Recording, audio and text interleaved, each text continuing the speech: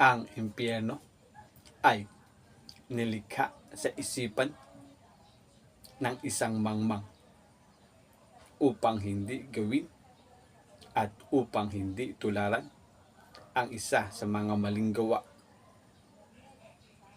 Ngunit saan kayo pinalaya ni Jesus Kristo na pinako sa krus sa dahilan iisa sila ng adhikain ni Lucifer?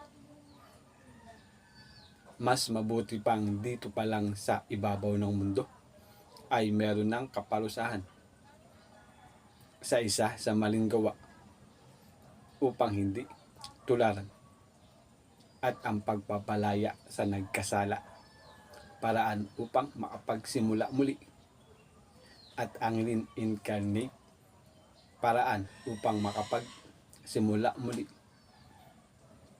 Ang mundo ay isa sa bahagi ng kaharian ng Diyos, sapagkat bawat kaharian ay mayroong kautusan o patakaran. Isa sa paraan ng kautusan ay ang kaayusan.